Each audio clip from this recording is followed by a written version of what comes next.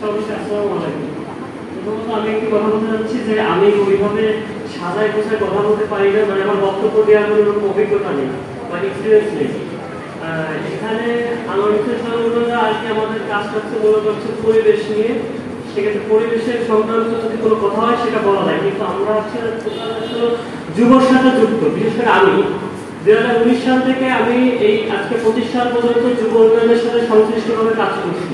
যেমন 2019 সালে আমি এয়ার কন্ডিশনের রেফ্রিজারেশনের উপর আমি একটা ট্রেনিং করেছিলাম যুব উন্নয়ন থেকে সোনারাঙ্গাতে।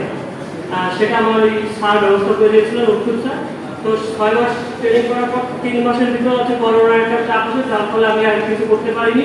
ট্রেনিংটা আমাদের বন্ধ হয়ে যায়, কিন্তু পরবর্তীতে পরীক্ষা নিয়ে আমাদেরকে সার্টিফিকেট প্রদান করে।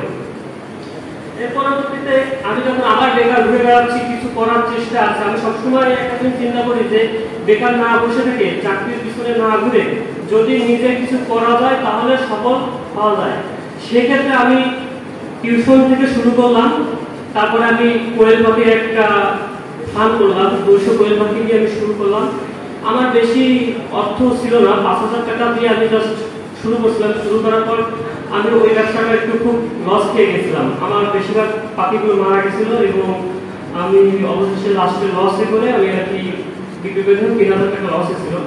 কিন্তু পরবর্তীতে আমি সাথে সাথে যখন যোগাযোগ করি তখন তারা আমাকে একটা ছোট ট্রেনিং দেয় হাঁস মুরগির উপরে। হাঁস মুরগির পর থেকে ট্রেনিং দেওয়ার পর থেকে আমি প্রত্যেকদিন মানে আমার প্রতি মাসের বাসায় আমার আম্মুর জন্য 10টা 20টা হাঁস মুরগি এভাবে আমার চলে, একটা চলে, কিছু খাওয়া দাওয়া করি, আবার কিছু এই দোকান যখন আমার টাকার প্রয়োজন হয় আমাকে একটা কাজ করবো তখন ওটা বিক্রি করি।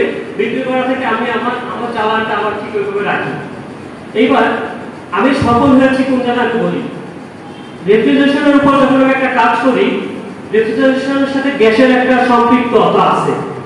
এইবার ওই গ্যাসের ওই কাজগুলো আমার মাথায় অনেক কিছু আছে এখনো কিন্তু। তো লাস্ট টাইমে আমি ভাবলাম কি তাহলে আমি এখন গ্যাসের ব্যবসা করবো, বর্তমান যে যুগে গ্যাসের প্রয়োজন খুবই। তো আমি এই গত মাসে গ্যাসের ব্যবসা যখন শুরু করেছি মাত্র 10,000 টাকা দিয়ে, আমার এই মাসে 75,490 টাকা চলো লেনদেন হয়েছে। 10,000 প্লাস টাকা আমার লাভ হচ্ছে এক মাসে। তাহলে বুঝেন আমি মানে চেষ্টা করলে কত কিছুই না সম্ভব হয়। এখন সামনে আমার আরো বড় পরিকল্পনা আছে যে যারা টিটিসি বা যুব উন্নয়ন থেকে যারা প্রশিক্ষণ করে বের হচ্ছে, যেরকম ইলেকট্রিক্যাল কাজ বা আপনার রেফ্রিজারেশন ফ্রিজে যারা ভালো পারে, এদেরকে নিয়ে আমি ভাবতেছি একটা দোকান তৈরি করবো, যে ওরা এখানে কাজ করবে, আমি ওদের দিয়ে ব্যবসা করবো। ওদের কর্মসংস্থানও হলো, আমার ব্যবসাও হলো। আমার পরিকল্পনার সামনে এরকম একটা আছে, তো আপনারা দোয়া করবেন।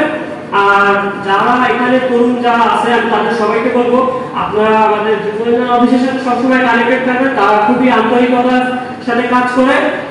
যদি আমাকে যদি কোনো প্রয়োজন হয় অবশ্যই আমাকে জানাবেন। আর আমার এখানে অনেক স্যারদের বলে যে আমার এখানে অনেক বেকার ভাই বোনরা আছে, তো তাদেরকে যদি আপনারা কানেক্টেড ভিতরে রেখে এদেরকে যদি কোনো প্রশিক্ষণ দেওয়া হয়, প্রশিক্ষণ দেওয়ার মাধ্যমে আপনাদের মাধ্যমে ক্ষুদ্র কিছু ঋণের ব্যবস্থা করা হয় উদ্যোক্তা তৈরি করার জন্য, সেই ঋণের ব্যবস্থা যদি সহজ উদ্যোগে আমাদের প্রদান করা হয়, আশা করি আমরা ভালো কিছু করতে পারবো।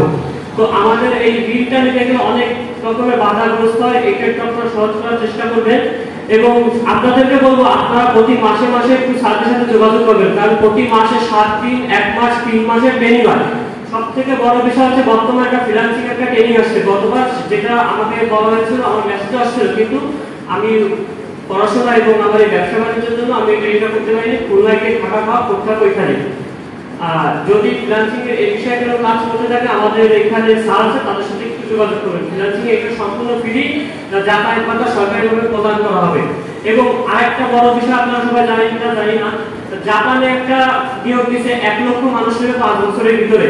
তার মধ্যে আমাদের এই যে যুব উন্নয়ন অফিস থেকে 3 মাসের গবাদি পশু পাখির উপর যদি কোনো কোর্স করা থাকে সম্পূর্ণ সরকার তাদেরকে ফ্রিতে নিয়ে যাবে, তবে জাপানি ভাষায় তাকে L5 বা L4 থাকা লাগবে।